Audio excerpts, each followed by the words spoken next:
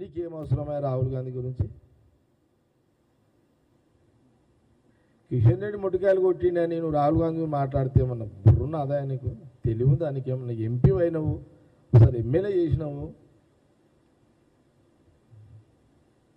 ఇవన్నీ మాట్లాడితే ఎక్స్పోజ్ అవుతారా? నువ్వు ఆ మధ్యలో ఏదో చెప్పిన తలివి తాను ఎక్కువ, నేనేదో పెద్ద బాగా చదువుకున్నా, బాగా బుర్ర ఉంది, బుర్రలో తెలివి ఉంది అని నువ్వు అనుకుంటున్నావు. కానీ అవతలోడు ఇది ఓవర్ చేస్తాడు అనుకుంటారు ఎవరైనా. చూడండి, వాళ్ళు పుట్టింది ఎక్కడ, నువ్వు పుట్టింది ఎప్పుడు?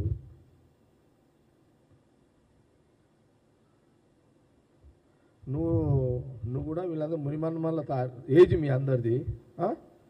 ఓకే, మీరు మీ పార్టీలో మీ లీడర్షిప్ మీరు ఎదగాలనుకున్నప్పుడు కొంత రాజకీయపరమైన విమర్శలు మీరు చేసుకోవాలనుకున్నప్పుడు కొంత ఉంటుంది. కానీ మాలాంటి వాళ్ళకి కౌంటర్ ఇచ్చినప్పుడు జవాబు చెప్పే పరిస్థితులు కూడా ఉండాలి కదా. ఏం చెప్తావా నువ్వు? వస్తావా డిబేట్కి రావు? మా ఎవరు మా స్పోక్స్ పర్సన్లో పెడతా, అందరిని పెడతా, కాంగ్రెస్ పార్టీలో ఒకసారి డిబేట్లో కూర్చోండి. ఇట్లా కాదు కదా. అచ్చా, ఇక మాట్లాడతాడు కాశ్మీర్ అంటాడు, పాకిస్తాన్ అంటాడు, తెలంగాణ అంటాడు. నేను ఇంతమూలే అన్నా, ఇంకో మాట చెప్తున్నా.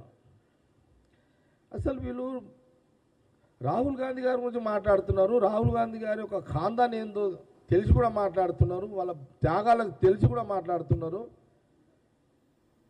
అరే నాయన, మీరు మాట్లాడేటోళ్ళు మీ నాయన పెళ్ళిళ్ళు కూడా కాలేవరా నాయన? అప్పటికి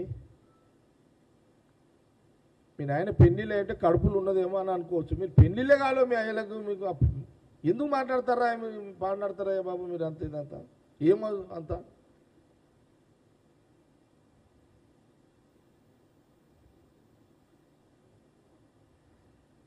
ఓకే సరే, ఇది ఒకటి డేట్ ఆఫ్ బర్త్ రైట్.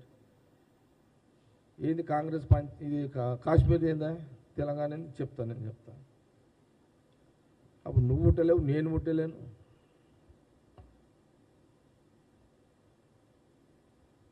ఇంట్లో కొందరు అయ్యలు పుట్టిరో పుట్టలేరో, పుడితే వాళ్ళు కూడా చిన్నగా ఉంటారు. నేనేమంటున్నానంటే కాశ్మీరు ఆ రోజు పరిస్థితి, స్వాతంత్రం వచ్చిన రోజు నెహ్రూ గారు ప్రధానమంత్రి అయినాక ఆ రోజు ఏం పరిస్థితులు ఉండే, అప్పుడు ఏది ఎట్లా చేయాల్సి వస్తుండే, ఏది ఎట్లా చేయాలి, అప్పుడు ప్రజల అభిప్రాయాలు ఎట్లుండే, ప్రజల మనోభావాలు ఎట్లుండే, దాన్ని ఎట్లా అధిగమించాలి, ఏ రకంగా చేయాలి,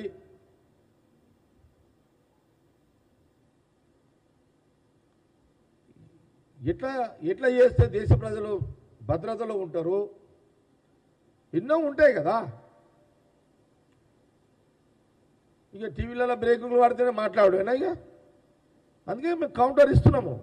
నువ్వు మాట్లాడుతున్నావు, మేము కౌంటర్ ఇస్తూనే ఉంటాము. ఇప్పుడు అవును, అప్పుడు జవహర్లాల్ ప్రధానమంత్రి గారు అక్కడ ఏం జరిగింది? అప్పుడు 2 రాష్ట్రాలు అవన్నీ అప్పుడు భారతదేశంలో ఇవన్నీ ఏమంటారు సంస్థానాలు, ఇవన్నీ కూడా అంటే రాహుల్ గాంధీ గారు ప్రధానమంత్రి కాకముందు దాదాపు 540 సంస్థానాలు భారతదేశంలో ఉన్నాయి. 540 సంస్థానాలు ఉన్నాయి భారతదేశంలో. నెహ్రూ గారు కాకముందు భారతదేశంలో 540 సంస్థానాలు ఉన్నాయి.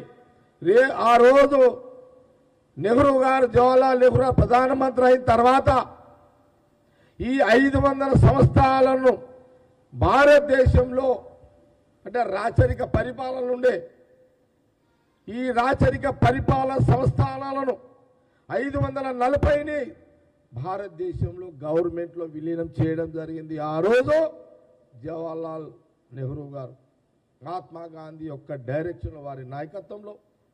ఇది చరిత్ర.